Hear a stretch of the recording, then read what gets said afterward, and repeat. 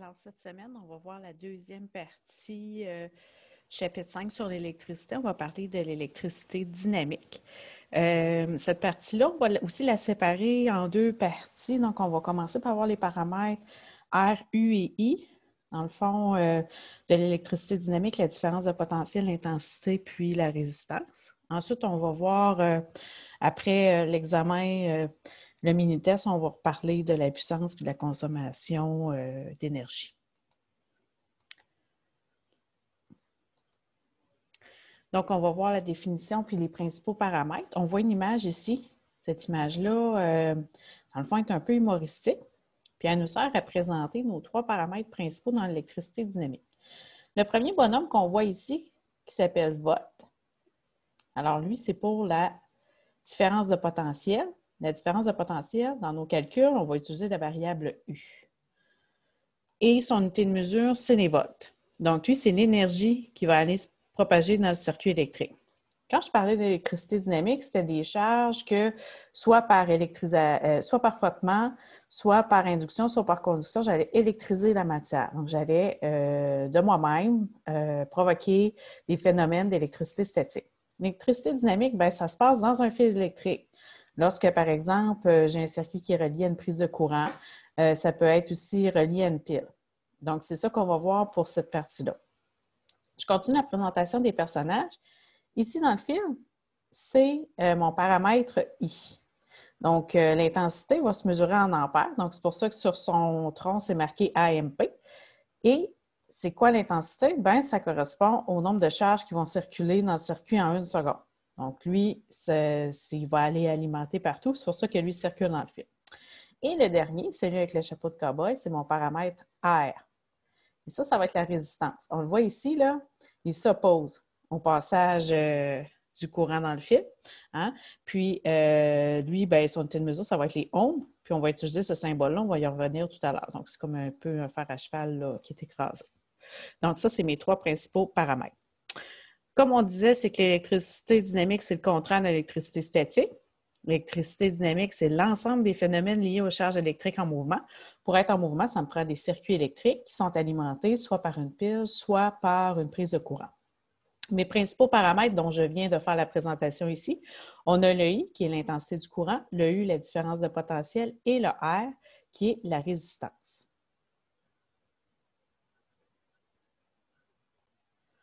On va parler maintenant du déplacement des charges électriques lorsqu'on a un circuit électrique. Ici, j'ai une image sur ma photo. Bien, en fait, c'est un dessin dans lequel j'ai une pile. Et il va y avoir de l'énergie qui va circuler à l'intérieur, des charges aussi, qui sont un peu représentées par mes petits bonhommes qu'on a vus tout à l'heure. Dans les documents que je vais déposer dans les fichiers cette semaine, on va voir que ça, ce n'est pas vraiment une façon de représenter un schéma électrique. Hein? Ça peut être long à dessiner, ça peut prêter à confusion.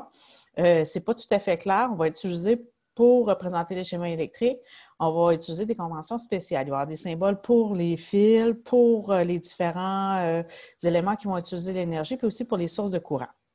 Je reviens au déplacement des charges électriques à l'intérieur du circuit. Dans le fond, c'est des électrons qui se déplacent à l'intérieur. Ça, c'est quand je parlais des charges, là, mon bonhomme I de tout à l'heure, AMP.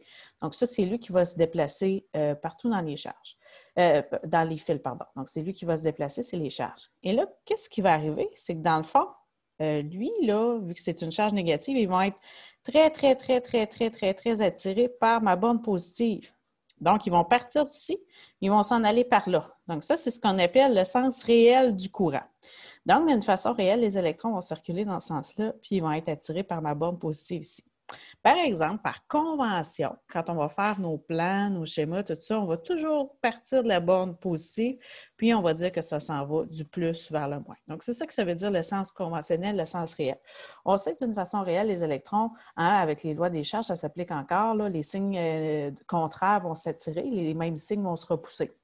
Donc, mes électrons qui ont une charge négative vont être attirés par ma borne positive. Mais par convention, comme façon de faire dans nos dessins, on fait le contraire, on dit on part du plus, puis on s'en va vers le moins.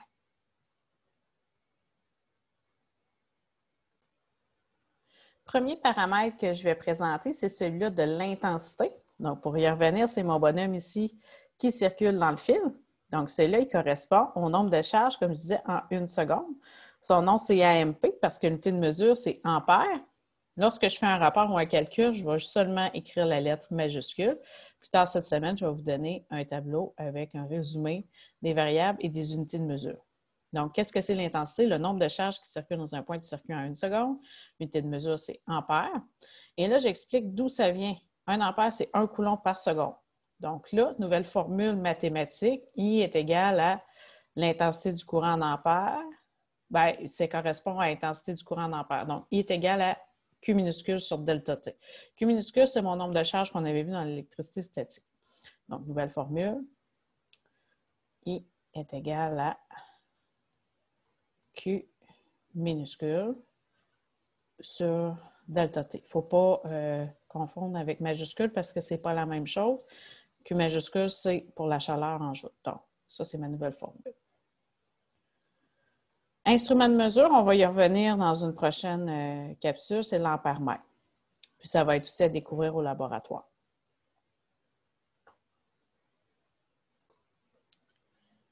Prochain paramètre dont on va parler, c'est celui qui s'appelle différence de potentiel. Ça, c'est l'énergie avec laquelle mes charges vont circuler dans le circuit.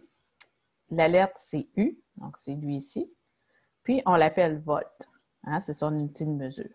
Donc, 1 volt, on peut tout simplement écrire V majuscule en passant.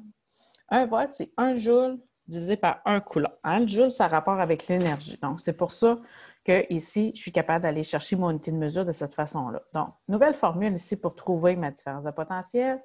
U est égal à E majuscule qui est l'énergie en joules, divisé par Q minuscule qui est mon nombre de charges en coulomb.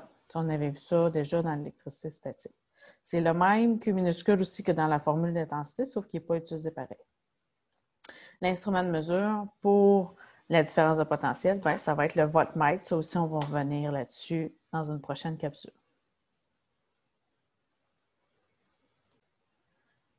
Dernier paramètre que je veux vous présenter aujourd'hui, c'est la résistance. Donc, ça, c'est mon cobaye qui est ici. Et lui, dans le fond, on l'a appelé ohm parce que ça correspond à son unité de mesure. Et lui, sa variable mathématique, c'est R. Et son symbole, on le voit ici, c'est vraiment le petit fer à cheval un peu écrasé avec les pattes comme ça. Donc, c'est quoi la résistance? C'est la capacité d'un matériau à s'opposer au passage du courant électrique. Il y a des facteurs qui vont influencer la résistance, la nature de la substance. Hein? Si mon conducteur, ben, c'est du cuivre, c'est un métal qui est fortement conducteur, ben, il va avoir moins de résistance. La longueur du fil, si mon fil est plus long, je vais avoir plus de résistance qu'un fil court.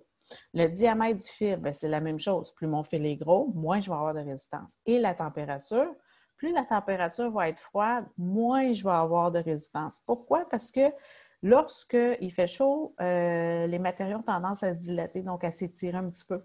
Puis on l'a vu, la longueur du fil, elle a un lien avec la résistance. Donc, c'est pour ça que la température embarque aussi là-dedans. Ici, c'est d'où vient mon unité de mesure. Ben, on ne dit pas 1 volt sur 1 ampère. Donc, on va dire 1 ohm. Et là, après ça, suite à ça, ben, je vais vous montrer la loi d'Ohm.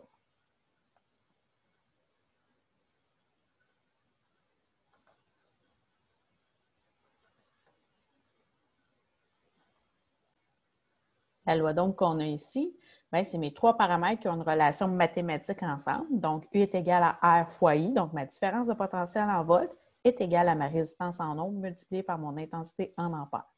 Pour une résistance donnée R, la différence de potentiel dans un circuit électrique est directement proportionnelle à l'intensité du courant. Qu'est-ce que ça veut dire directement proportionnel? C'est si je dessine un graphique de cette façon-là, donc avec un axe X et Y, comme vous connaissez, bien ici, je vais avoir ma différence de potentiel. Ici, je vais avoir mon intensité. Qu'est-ce qui va arriver? Bien, pour chacune des valeurs d'intensité, ma différence de potentiel va augmenter. Donc là, je vais avoir des points comme ça. Ça commence à l'origine et ça fait comme ceci. Et là, si je prends, dans le fond, ici, mon taux de variation, mon calcul de la pente, bien, qu'est-ce qu'il va me donner? Ça va être ma valeur de ma résistance. Donc, ici, le calcul de la pente, ou vous appelez ça le taux de variation, va me donner la valeur de ma résistance et on va faire un laboratoire en lien avec ça.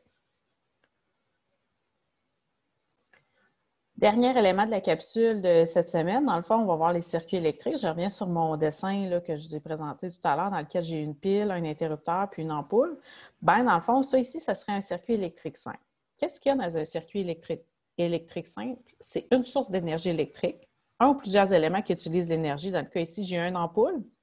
Ça ici, là, qu'on voit, c'est vraiment un interrupteur. Donc, il faut faire attention, là, ceci, ça n'utilise pas l'énergie électrique. La fonction, c'est commande. Donc, soit mon circuit est ouvert. S'il est ouvert, bien, la boucle n'est pas fermée. Il faut faire attention. Donc là, à ce moment-là, mon interrupteur serait fermé. Le courant ne circule pas. Si le circuit est fermé, donc si mon interrupteur est à on ou ouvert, bien là, le courant va circuler et va aller alimenter l'ampoule.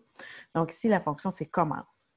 Les fils conducteurs, on les voit ici, eux autres, ils permettent là, aux charges de circuler. Puis, bien, ça prend aussi une source de courant qui va générer la charge électrique.